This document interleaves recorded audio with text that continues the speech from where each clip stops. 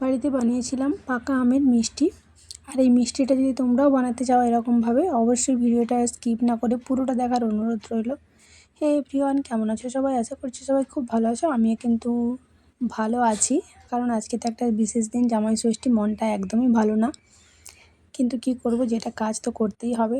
তাই তোমাদের সাথে কিভাবে এই মিষ্টিটা বানালাম সেটাই শেয়ার করছি। এখানে আমি একটা গোটা পাকা আমের পাল্প বের করে নিয়েছিলাম। তারপর দেখো চুলার মধ্যে বসিয়ে দিলাম কড়াই, আর কড়াইয়ের মধ্যে দিয়ে দিলাম হচ্ছে আমের পাল্পটা। এই দেখো, এবার এর মধ্যে আমি কিন্তু জল অ্যাড করব। এই দেখো, এর মধ্যে আমি দিয়েছিলাম হচ্ছে 1.5 বাটি মতো জল, ছোটো বাটির। এই দেখো, এখানে 1.5 বাটি মতো জল দিয়েছি। এবার এর মধ্যে আমি হচ্ছে 1 চামচ ঘি দেবো। এটা কিন্তু যারা ঘি খাও না তারা কিন্তু একদমই দেবে না, কারণ তাহলে তারা একদম খেতে পারবে না। আর একটুখানি লবণ দিলাম, দিয়ে এটাকে ভালো করে এখন একটু ফুটিয়ে নেবো। এই দেখো, এটা একদম কিন্তু ফুটে উঠেছে। এবার এর মধ্যে আমি এই ছোটো বাটির 2 বাটি মতো সুজি দিয়ে দিলাম। দিয়ে এটাকে একদম লো ফ্লেমে কিন্তু ভালোভাবে এরকমভাবে একদম রান্না করে নিতে হবে, কারণ এটাকে একদম হাই ফ্লেমে দেওয়া যাবে না, তাহলে সুজিটা কিন্তু কাঁচা রয়ে যাবে আর পুড়ে যাবে। এটাকে কিন্তু এরকমভাবে ভালোভাবে একদম দেখো কড়াইয়ের মধ্যে একদম সুন্দরভাবে একটা ডো তৈরি হয়ে যাবে, তোমরা দেখতেই পাবে। এই দেখো, তারপর আমি কিন্তু একটা প্লেটের মধ্যে নিয়ে, এটা যখন হালকা হালকা গরম থাকবে তখনই এটাকে সুন্দরভাবে মেখে নেবে। আর এর মধ্যে কিন্তু একটুখানি ঘি দিয়ে দেবে, তাহলে হাতে যে সুজিটা লেগে যাবে সেটা কিন্তু আর লেগে যাবে না। এই দেখো, এটা কিন্তু আমি তখন ভালো করে একদম মেখে নিচ্ছিলাম। আর এটাকে মেখে নিলে এই দেখো আমি একটু তারপর এর মধ্যে ঘিও দিয়ে দিলাম। আর বারবার বলছি, যারা কিন্তু ঘি খাও না তারা কিন্তু একদমই দেবে না, তাহলে খেতে পারবে না। আর দেখো, তারপর আমি গুঁড়ো দুধ নিয়েছিলাম, এর মধ্যে গুঁড়ো দুধ দিয়ে মাখলে এর টেস্ট আরও আলাদা, দারুণ হয় খেতে। তারপর আমি এখানে ওটাকে রেখে দিয়েছিলাম। দেন এখানে আমি দেখো চিনির রস বানিয়ে নিচ্ছিলাম, যাতে মিষ্টিগুলো ডুবানো যায় সেই জন্য।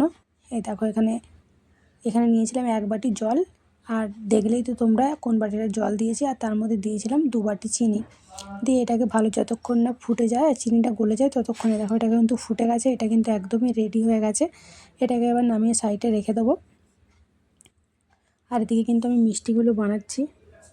আর জানো তো, আজকে জামাই ষষ্ঠী বলে সত্যি আমার মনটা একদমই ভালো নেই। আমার মতো কে কে আছো যারা বাইরে আছো, কিন্তু যেতে পারছো না, কত মন খারাপ হচ্ছে, প্লিজ সবাই একটু কমেন্ট করে বলবে।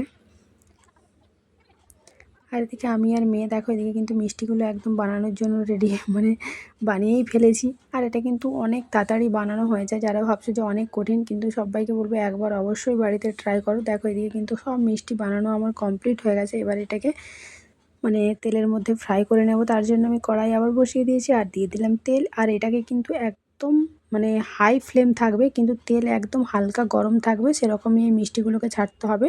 দিয়ে এই মিষ্টিগুলোকে একদম কিন্তু হাই ফ্লেমেই ভাজতে হবে, একদম লো ফ্লেম করা যাবে না।